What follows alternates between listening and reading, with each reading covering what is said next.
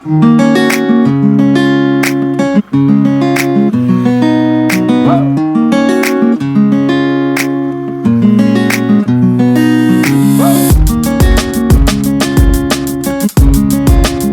datang di channel Guide Kasarung. Selamat datang di fragmen terakhir peradaban sebelum rutinitas kembali menjajah. Hari ini adalah hari ke-8 libur lebaran. Sebuah koordinat waktu di mana sisa-sisa opor ayam di lambung telah bertransformasi menjadi tumpukan kolesterol yang siap meledak. Dan saldo rekening sedang mengalami fenomena singularitas ekonomi alias mendekati nol mutlak.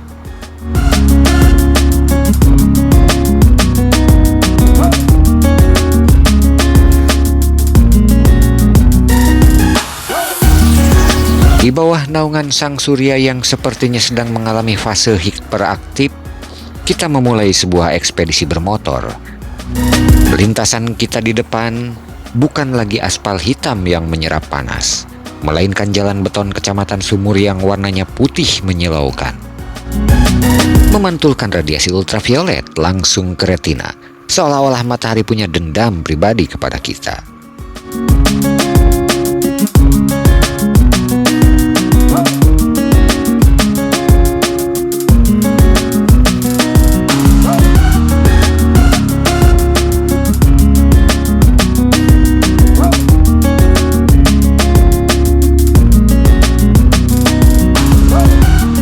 Mengendarai motor di atas jalan beton siang bolong adalah pembuktian nyata dari hukum pertama termodinamika yang berbunyi energi tidak dapat dimusnahkan. Ia hanya berubah bentuk menjadi keringat di area yang tidak ingin saya sebutkan namanya.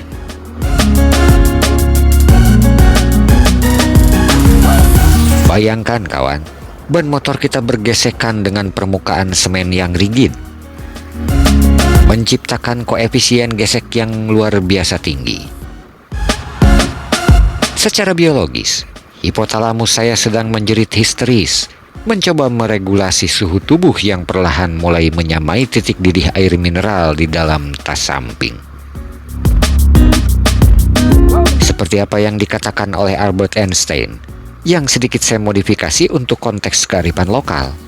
Kegilaan adalah melakukan perjalanan yang sama di siang bolong berkali-kali dan mengharapkan pantat tidak terasa matang.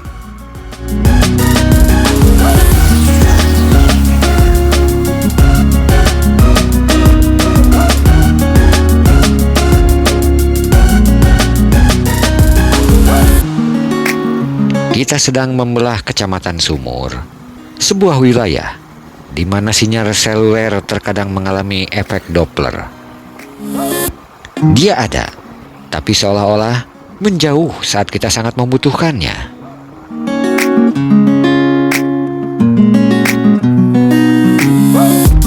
Jalan beton ini adalah bukti nyata dari ambisi manusia melawan alam. Beton ini keras, sekeras tekad kita untuk mencari hiburan sebelum besok harus kembali menghadapi bos dan pekerjaan yang level toksiknya melebihi limbah merkuri. Dan tujuan kita kali ini adalah Pantai Dadap Langu.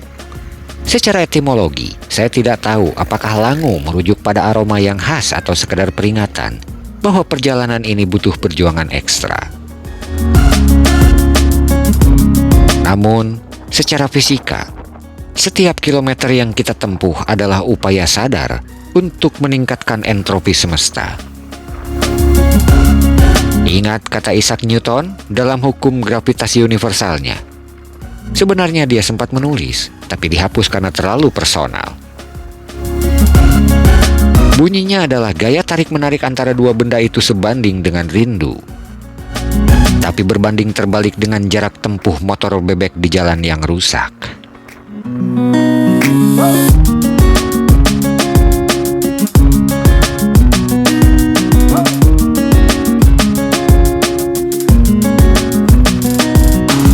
Mungkin Anda bertanya, kenapa di hari ke-8 saat orang-orang waras sedang rebahan sambil menghitung sisa THR, kita justru memilih untuk terpanggang di atas mesin pembakaran internal? Jawabannya sederhana, dopamin. Kita mengejar sekresi hormon kebahagiaan yang hanya muncul saat mata kita menangkap spektrum cahaya biru laut Dadap Langu.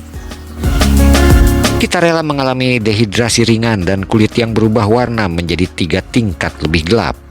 Sebuah proses oksidasi melanosit yang eksotis.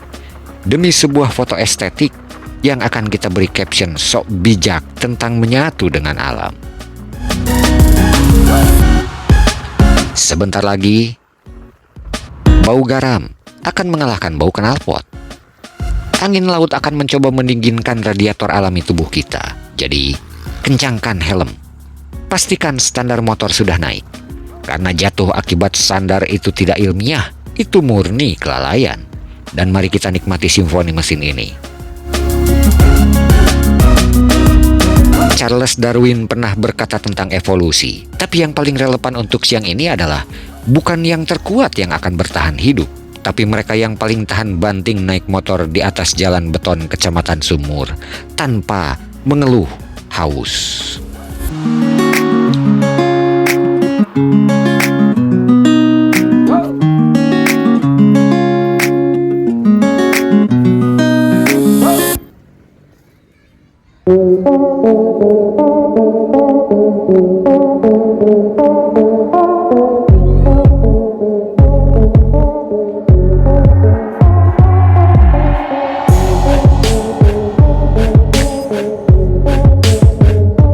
Matahari tepat berada di titik zenit, memancarkan radiasi ultraviolet yang cukup untuk menggoreng telur di atas kap mesin mobil jika saja kita cukup gila untuk mencobanya.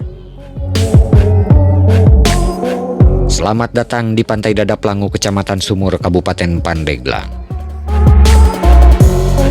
Sebuah koordinat geografis yang hari ini bukan sekedar destinasi wisata, melainkan medan tempur psikologis bagi para pejuang liburan. Ini adalah hari ke-8 pasca Lebaran, momen injury time, di mana saldo rekening mulai menunjukkan gejala hipotensi kronis. Namun, semangat untuk healing tetap berada di level supernova.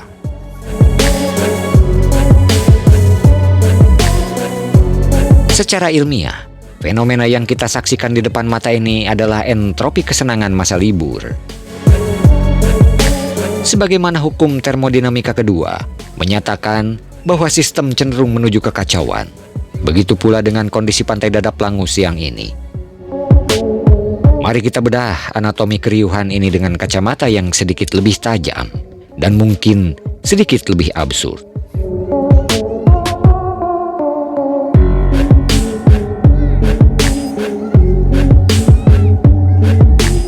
Di bawah rimbunnya pohon-pohon ketapang dan kelapa yang berjajar di sepanjang garis pantai, kita melihat unit-unit keluarga sedang melakukan operasi pengamanan wilayah logistik. Mereka duduk bersila di atas tikar plastik yang warnanya sudah mulai pudar, melakukan formasi pertahanan melingkar atau circular defense, guna melindungi pasokan rendang sisa lebaran dan opor ayam yang telah mengalami proses pemanasan ulang sebanyak 7 kali. Kondisi sosiologis ini mengingatkan kita pada ucapan Sun Tzu dalam Art of War, yang sudah sedikit saya modifikasi. Kenali lautmu, kenali bekalmu, dan 100 piring nasi takkan pernah membuatmu lapar. Para bapak-bapak yang secara biologis sedang mengalami postprandial somnolence atau ngantuk setelah makan berat, tampak menyandarkan punggung mereka pada batang pohon. Secara medis, mereka sedang melakukan sinkronisasi ritme sirkadian dengan desis angin laut. Namun, dari sudut pandang ilmu pertahanan, ini adalah taktik kamuflase statis. Mereka pura-pura tidur agar tidak disuruh istri untuk mengangkat galon air atau mengejar balita yang berlarian menuju ombak.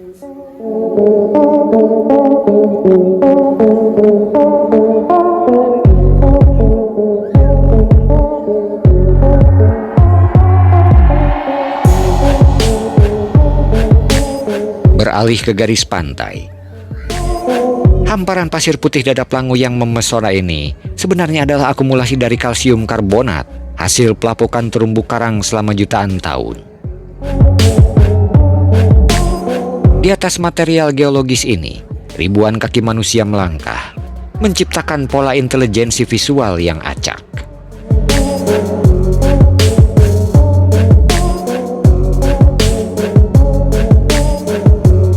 Ada sepasang kekasih yang berjalan bergandengan tangan di bibir pantai. Dari kejauhan, mereka tampak romantis. Namun, secara fisiologis, mereka sedang berjuang melawan plantar fasciitis akibat pasir yang panas membara.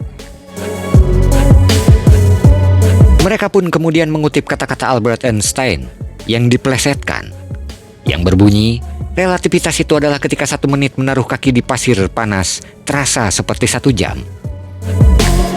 Tapi 1 jam bersamamu terasa seperti 1 detik sebelum akhirnya aku dehidrasi. Sementara itu, di sektor infanteri ringan, anak-anak kecil sedang asik melakukan rekayasa geoteknik sipil, alias bermain pasir. Mereka membangun benteng-benteng yang secara struktural lebih rapuh daripada janji-janji kampanye.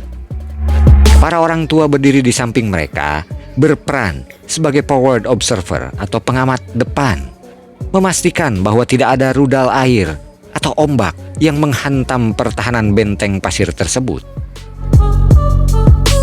Ini adalah implementasi nyata dari konsep ketahanan nasional yang dimulai dari unit terkecil, yaitu keluarga. Lihatlah ke tengah laut. Di sana sebuah banana boat berwarna kuning mencolok sedang melaju kencang, ditarik oleh speedboat. Para penumpangnya berteriak histeris. Secara aerodinamika, mereka sedang melawan gaya sentrifugal. Namun, secara psikologis, mereka sedang mempraktikkan teori Thomas Hobbes bahwa hidup manusia itu nasty, brutis, and short. Terutama jika sang pengemudi kapal memutuskan untuk membelokkan setir secara mendadak.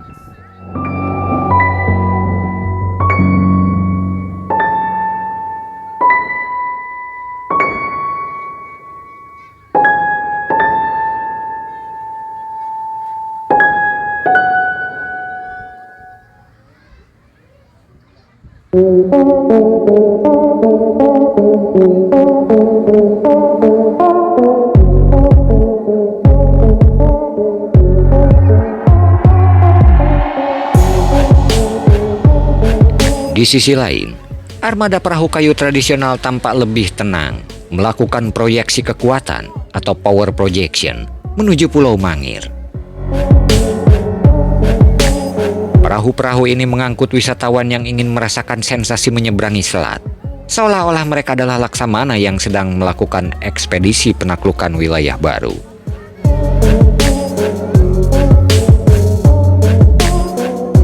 I came, I saw, I got seasick. Mungkin itu yang akan dikatakan Julius Caesar jika dia ikut menyeberang ke Pulau Mangir dengan kondisi perut penuh sambal goreng ati. Namun, secara medis, guncangan kapal ini sebenarnya adalah terapi vestibular yang sangat baik untuk melatih keseimbangan otak tengah.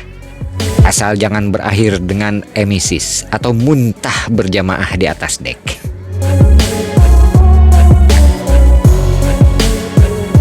Makan bersama di pesisir adalah puncak dari segala aktivitas.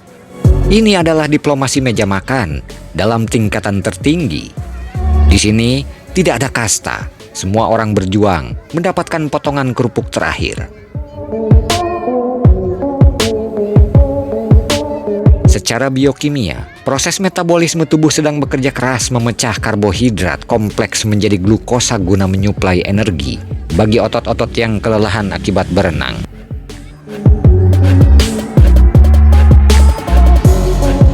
Namun, kita harus waspada terhadap bahaya hipernatremia atau kelebihan garam jika terlalu banyak mengkonsumsi ikan asin di bawah terik matahari tanpa hidrasi yang cukup.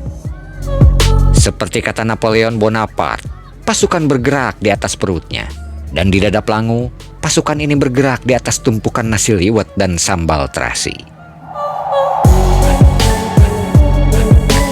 Di sudut utara, terlihat tenda-tenda berwarna-warni berdiri tegak. Ini adalah pemukiman sementara para petualang yang memilih untuk melakukan gelar kekuatan atau deployment, menginap di alam terbuka. Mereka mempraktikkan ilmu logistik pertahanan dengan membawa kompor portable, lampu panel surya, dan stok mie instan yang cukup untuk bertahan di hari kiamat kecil.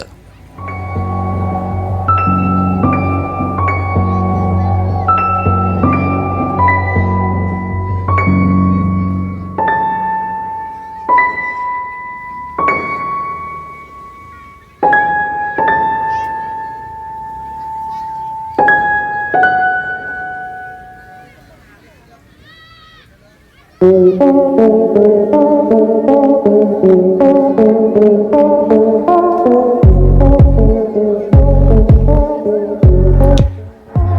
di siang hari yang terik membutuhkan manajemen termal yang mumpuni. Tanpa ventilasi yang baik, tenda tersebut akan berubah menjadi reaktor nuklir mini yang siap melelehkan siapapun di dalamnya.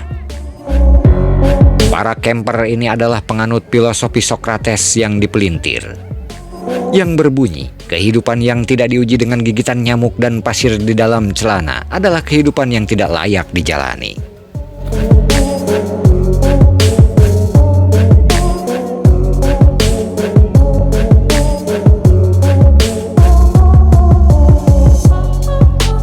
Saat matahari mulai sedikit condong ke barat, menandai berakhirnya masa status quo liburan, kita menyadari bahwa Pantai Dadap Langu bukan sekedar tempat wisata. Ia adalah kawah candra di muka bagi kesehatan mental kita semua. Di hari ke-8 ini, kita semua adalah veteran perang yang berhasil melewati pertempuran melawan kemacetan, harga tiket yang melonjak, dan rasa malas untuk kembali bekerja besok pagi. Mari kita nikmati sisa-sisa radiasi inframerah ini sebelum kita kembali ke habitat asli kita. Kubikel kantor dan hiruk-pikuk kota. Ingatlah pesan dari Abraham Lincoln yang menggunakan versi pesisir. Hampir semua orang bisa tahan dengan kesengsaraan. Tapi jika ingin menguji karakter seseorang, berilah dia liburan di pantai yang panas dengan anak kecil yang merengek minta es krim. Sekian laporan pandangan mata dari titik koordinat kebahagiaan Dadap Langu. Tetap jaga protokol kesehatan, terutama kesehatan dompet, dan pastikan skincare Anda memiliki SPF yang cukup untuk menahan amarah matahari.